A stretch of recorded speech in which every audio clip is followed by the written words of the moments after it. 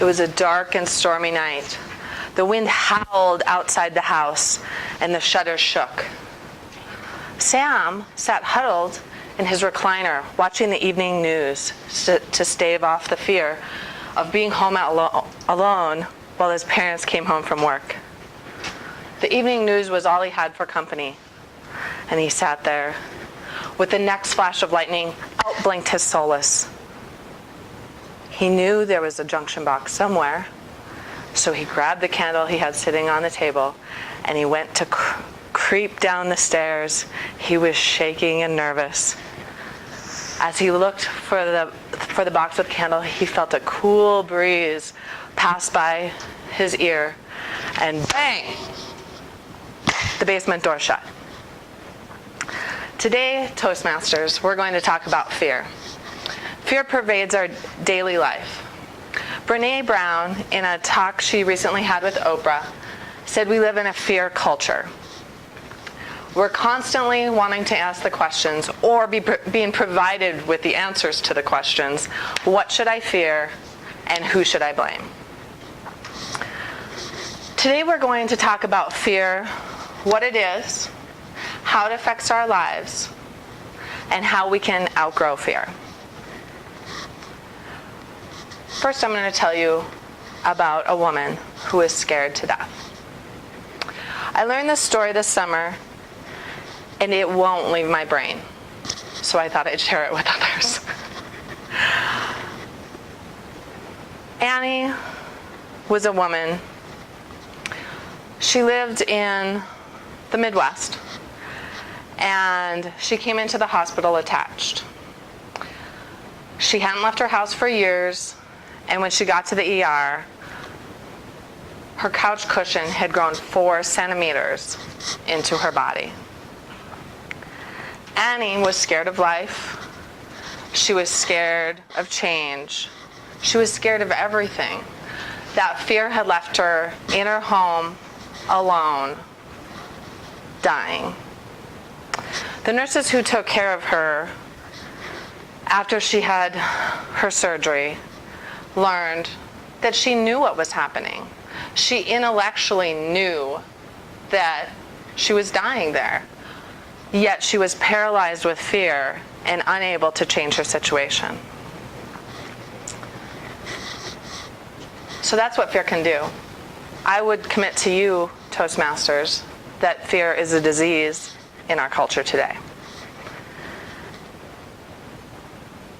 Brené Brown, an author and researcher at the University of Houston, Graduate School of Social Work, in her recent interview with Oprah again, said, many of us are scared and we don't even know it. When I heard that, it caused a little fear in and of itself. Like, what don't I know? I like to know things. Which brings me to, I wanted to explain a little bit to catch everyone up on why that might happen. Secondary emotions. Often we have primary emotions and secondary emotions. Fear is a primary emotion. Primary emotions aren't always in our consciousness. They're things that we feel, but we're not always readily able to identify. So join me for a minute. I want you all to close your eyes and think back over the last month. Think of your work.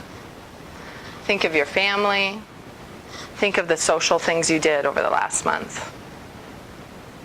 Now let's think of the ways that you felt over the last month. And just mentally make some check marks as I read these words, these emotions. And just mentally make check marks if you felt these emotions in the last month.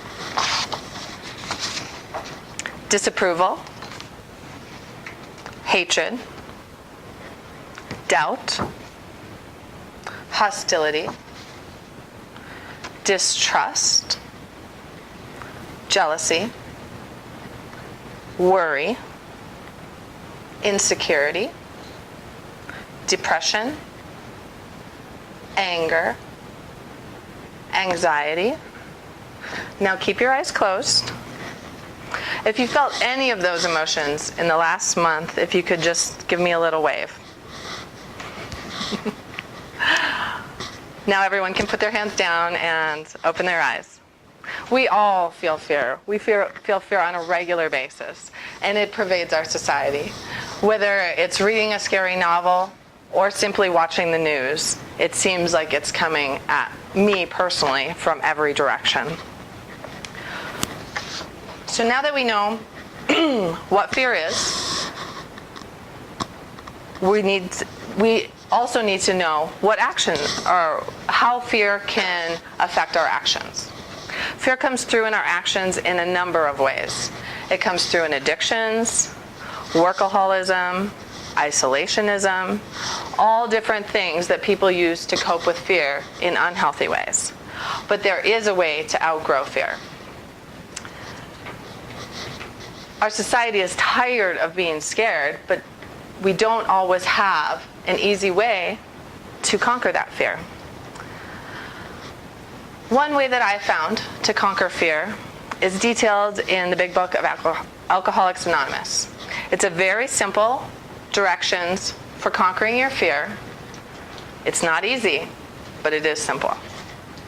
So I'm going to read a bit about their technique for conquering fear.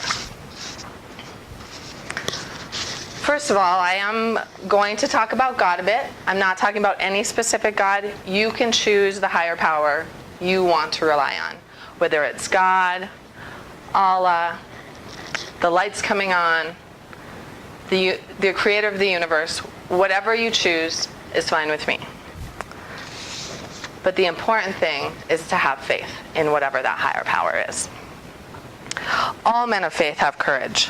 They trust their God. We never apologize for God.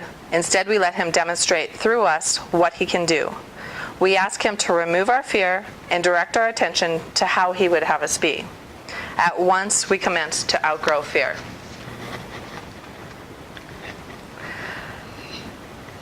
Prior to that, I apologize. Oh, I broke. The first step in outgrowing fear is to create an inventory. I'm just going to back up like 30 seconds, I'm sorry, so I can practice it. The first step in outgrowing fear is to create an inventory. What are you afraid of? This can be done on your own. Sometimes our fears are obvious. It can be done with a trusted friend if you need to discuss a little further and try to figure out why this anxiety is actually fear and what it could be of. Or it can be done with a professional. However you want to go about that, it all works. Creating the inventory, letting go, giving that fear, whether it's one fear or several, over to a higher power, and then taking action. That action might be confronting the fear head on. It could be taking the next small step in confronting that fear. Or it could be doing something totally different and just trusting in your higher power that that fear will be removed the next time you encounter it. So I challenge you today, Toastmasters, what do you fear? There's almost always something, and in fact, many of you felt the secondary emotions throughout the last month. So there's something there that you need to address, and once you're free of it, you can conquer that fear. Thank you.